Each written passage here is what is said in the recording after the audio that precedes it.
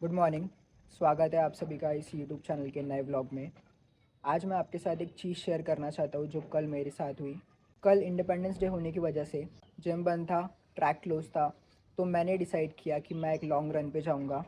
Run का motive बहुत ही simple था कि मैं खुद को एक एक्सट्रीम लेवल तक पुश करने वाला था, जितना दूर मैं जा सकता हूँ। जब मैं 15 किलोमीटर्स पे था तब मुझे कुछ लोग मिले, उन्होंने मुझे अप्रिशिएट किया और बहुत सारी अच्छी बातें कही। लेकिन उसके बाद जो मेरा माइंडसेट था वो चेंज हो गया। जब भी आपको कोई अप्रिशिएट करता है तो आप बहुत हैप्पी फील करते हो और आपको लगता है कि ओके, आप बहुत अच्छा कर रहे हो और आप बहुत दूर आ चुके हो। उनके लिए वो 15 किलोमीटर्स बहुत ज़्यादा थे, क्योंकि मैं हर दिन 10 किलोमीटर्स रन कंप्लीट करता हूँ। तो मेरे माइंड में वही चलते रहा कि अगर अभी मैंने 15 कंप्लीट कर लिया है और जब 20 किलोमीटर्स हुए तो मुझे लगा कि हर दिन से मैंने 2x किया है, तो ये मेरे लिए इनफ है और मैं वहाँ पे ही रुक गया। जब भी आपके साथ ऐसा कुछ हो कि आपको कोई अप्रिशिएट कर रहा है और आप ट्रेन कर रहे हो, तो आप उसे बिल्कुल ही इग्नोर कर दो।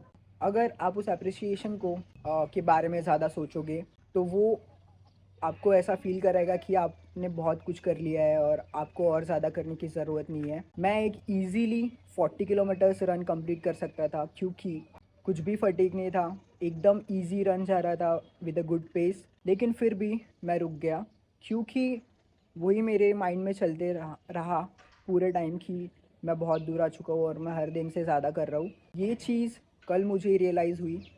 मुझे तब वो चीज़ रियलाइज़ नहीं हुई, लेकिन जब मैं घर पे आया और मैंने उस बारे में सोचा, तब मुझे हिट हुआ कि कैसे माइंडसेट फ्लक्चुएट होता है एक छोटे से इमोशन से। जो छोटे छोटे इमोशंस होते हैं वो आपको बहुत पीछे लेके आते हैं। 2 सेकंड का सेटिस्फैक्शन आपको बहुत पीछे लेके आ सकता है। अगर आप एक स्ट्रिक्ट डाइट फॉलो करते हो, आपने फॉलो कर लिया है 15 डेज़, और अगर कोई आपको कहता है कि आज जो बाहर चलते हैं और कुछ स्ट्रीट फूड ट्राई करते हैं, और आप उसके साथ चले गए और आपने वो डाइट ब्रेक कर लिया, आपने अपने 30 सेकंड के सेटिस्फैक्शन के लिए अपने 15 डेज सेक्रीफाइस कर दिया है, और वो आपको रियलाइज़ भी नहीं होता है। लेकिन वो जब आपको रियलाइज़ होगा तो वो जो गिल्ट होगा वो बहुत ज़्यादा होगा उस सेटिस्फैक्शन से, क्योंकि वो 20 सेकंड का सेटिस्फैक्शन आपके 15 डेज़ खा चुका है। वो गिल्ट बहुत ज़्यादा है। तो जब ऐसी सिचुएशन आती है तो हमें इमोशंस को कंट्रोल करना बहुत इम्पॉर्टेंट है। वो कल मुझे रियलाइज़ हुआ कि मैं खुद के इमोशंस कंट्रोल नहीं कर पाया और उसकी वजह से हमारा पीआर हिट करने से चूक गए। हम इजीली 40 किलोमीटर्स कंप्लीट कर सकते थे, लेकिन फिर भी 20 किलोमीटर्स पे रुक गए, और वो रुकना हमें बहुत पीछे लेके आ गया। और उसके बाद जब मैं ये सोच रहा था तो मैं उसे अपने जर्नल में नोट कर रहा था। तो तभी जब मैंने इंस्टा ओपन किया तब मुझे एक रील आती है। अगर आप एक एथलीट हो तो आपको डेविड गॉगन्स पता ही होंगे। डेविड गॉगन्स की मुझे एक रील आई जिसमें उनका एक फ़ैन था जिनको डेविड गॉगन दिखे रनिंग करते हुए। तब उस फ़ैन ने डेविड गॉगन्स को हाई किया और एक फ़नी वे में कुछ तो भी बोला। सो डेविड गॉगन कहते हैं कि stay hard and stay focused. तब मुझे रियलाइज़ हुआ कि वो बंदा अपना माइंडसेट ना छोड़ते हुए आगे वाले इंसान को भी मोटिवेट कर रहा है, क्योंकि he is the toughest man in the world. So तब मुझे रियलाइज़ हुआ कि जब भी आप ट्रेन कर रहे हो तब आपका माइंडसेट स्ट्रांग होना बहुत ही इम्पॉर्टेंट है। अगर आप एक वीक माइंडसेट के साथ ट्रेन कर रहे हो तो आप अपना फुल पोटेंशियल निकाल ही नहीं पाओगे। सो अभी हम एक रन पे जा रहे हैं। अभी मॉनसून सीज़न शुरू हो चुका है तो बारिश शुरू है, लेकिन फिर भी उससे कोई फ़र्क नहीं पड़ता है। हम अभी जाएंगे रन पे और फिर उसके बाद हम एक जिम सेशन लगा के, और फिर अगर बारिश नहीं आती है तो फिर हम ट्रैक पे जाएंगे। So let's go.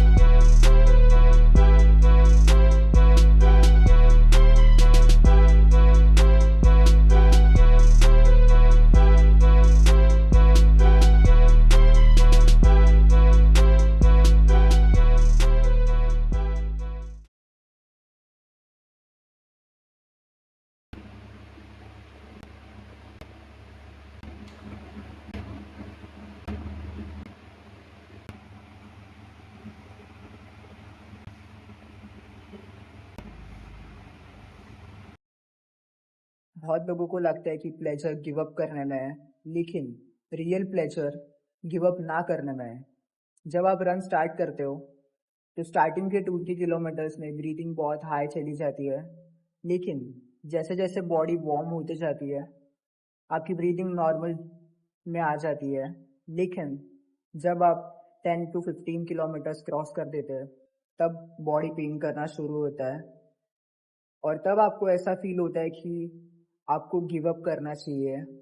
और तब बहुत लोग गिव अप कर देते हैं क्योंकि उन्हें लगता है कि अगर वो गिव अप करेंगे तो उनको एक कंफर्ट मिलेगा, लेकिन वो कंफर्ट और वो प्लेजर बस शॉर्ट टाइम के लिए होता है। और अगर आप वो फुल सेट कंप्लीट करते हो, जितना आपने डिसाइड किया था, अपने गोल्स को कंप्लीट करते हो, तो वो जो प्लेजर आपको मिलेगा वो अनमैचेबल है। सो हमेशा जितना आप अपना गोल सेट करोगे वो गोल पे स्टिक रहो और हमेशा उससे 1 किलोमीटर ज़्यादा करने का ट्राई करो। अभी हम यहाँ पे स्ट्रेच कर रहे हैं और स्ट्रेच करने के बाद थोड़ा रेस्ट करेंगे और फिर उसके बाद नेक्स्ट सेशन शुरू करते हैं।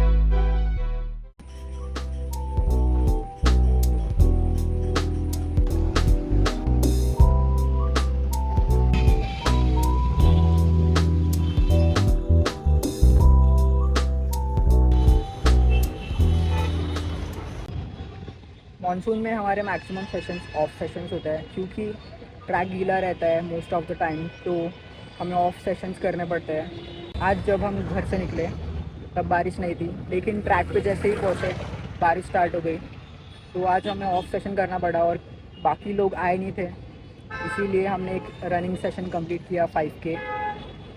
और अभी हम घर वापस जा रहे हैं। अगर पहले बारिश आ जाती तो हम जिम में होते और 2.5 आवर स्पिन बाइक पे बिताते, लेकिन अभी भी हम बाइक पे ही है, साइकिलिंग करते करते जा रहे हैं। क्योंकि हम बहुत दूर रहते हैं तो हमारा ऑलमोस्ट जाना आना 25 किलोमीटर्स के ऊपर हो जाता है। और हम यहाँ पे रुके हैं क्योंकि हमारे आगे एक बहुत बड़ा ट्रैफिक जाम है, इसीलिए हम यहाँ पे रुके हैं और वेट कर रहे हैं कि ट्रैफिक जाम कब खुलेगा। सो अभी हम घर जाते हैं और आज के लिए बस इतना ही। फिर मिलते हैं अगले ब्लॉग में। बाय।